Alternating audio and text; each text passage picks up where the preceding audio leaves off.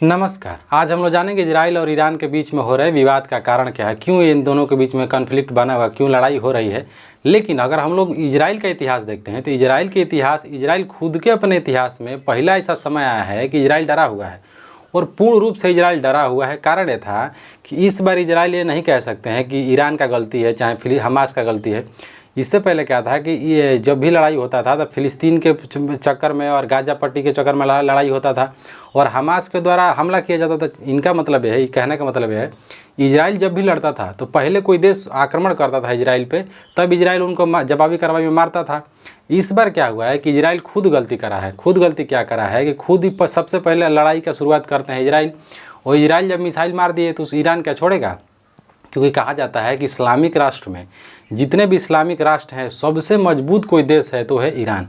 और पूरे दुनिया को पता है और इजराइल को खुद को पता है कि कोई हमसे लड़ सकता है तो है ईरान। कारण है कि जो इस्लामिक राज्य देश हैं, इस्लामिक देश खुद भी ईरान को देख के चलते हैं। सोचने वाली बात है कि इस्लाम में इतना मतभेद है। इस्लामिक जो गल्फ़ में कंट्री हैं, मतलब आप सोच के देखिए कि ईरान अकेले है, ईरान को देख के सऊदी अरब जलता है। जितना वहाँ के कुवैत, ईरान को छोड़ के जितने भी इराक है, जितने भी क्षेत्र हैं, दुबई, सारे लोग इसको देख के चलते हैं। कारण है कि थोड़ा इसमें विवाद एक और है, शिया और सुन्नी का विवाद हो जाता है तो उसमें थोड़ा अलग मामला आ जाएगा, उसमें सद्दाम हुसैन आ जाएंगे फिर।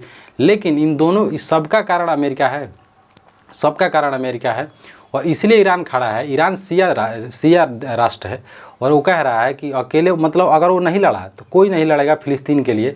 और जो मतलब हमेशा, मतलब गल्फ़ कंट्री का इतिहास रहा है, मुसलमान कंट्री का भी एक इतिहास है कि हमेशा अगर कोई फ़िलिस्तीनियों के लिए लड़ता है और खड़ा होता है तो उस राष्ट्र का नाम है, उस देश का नाम है ईरान। ईरान हमेशा उसका साथ देता है।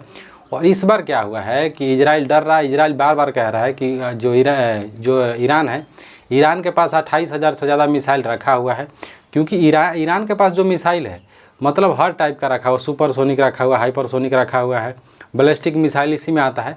लेकिन दो दिन पहले का जो मिसाइल छोड़ा हुआ है ईरान, पूरा दुनिया डरा हुआ है। स्पाइरल करके जा रहा था, सांप की तरह स्पाइरल करके। पूरा अमेरिका जैसा राष्ट्र हैरान है कि इसके पास इतना मिसाइल आया कैसे है। दूसरी बात यह है, ईरान के पास जो हथियार है, जो मिसाइल है, अभी परमाणु बम की बात करेंगे हम लोग, क्योंकि मेन फसाद का जड़ परमाणु बम है। नाभिकीय संयंत्र जो उनके द्वारा बनाया जा रहा था, यूरेनियम इनरिच किया जा रहा था। सबसे फसाद का जड़ यूरेनियम इनरिच करना है।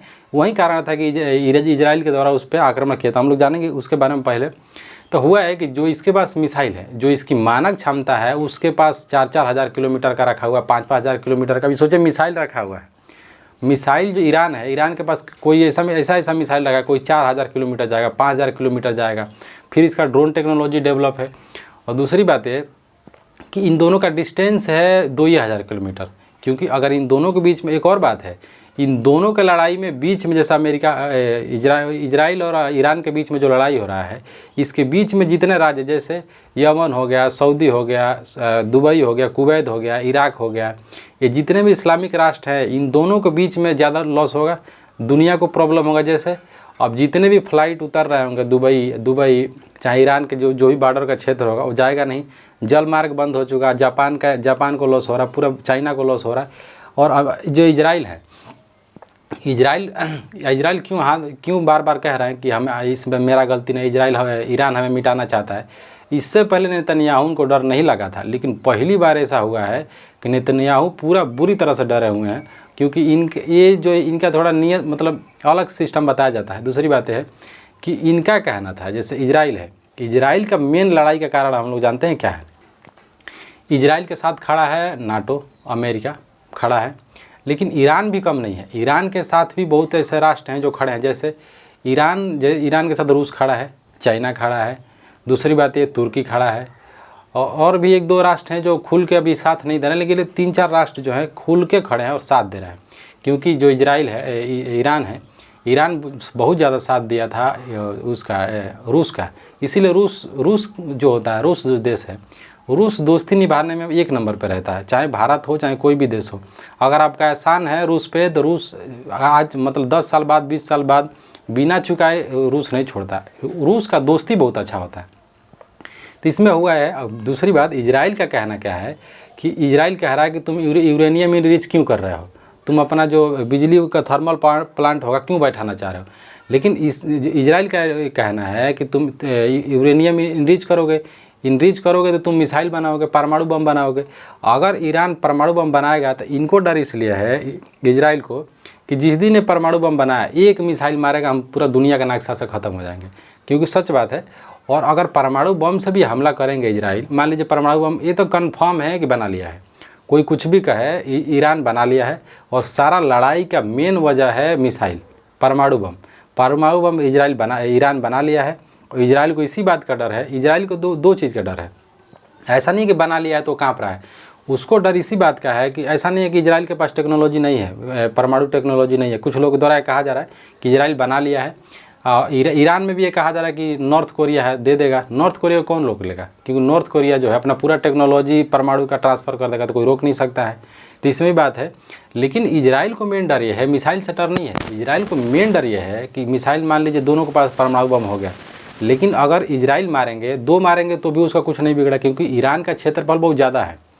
ईरान में 4 भी मार दोगे मिसाइल तो उसका थोड़ा सा लॉस होगा। लेकिन प्रॉब्लम यह है कि अगर ईरान एक भी मार दिया तो पूरे दुनिया का नक्शा से ख़त्म हो जाएंगे इजराइल। और इजराइल पूर्ण रूप से डरे हुए हैं।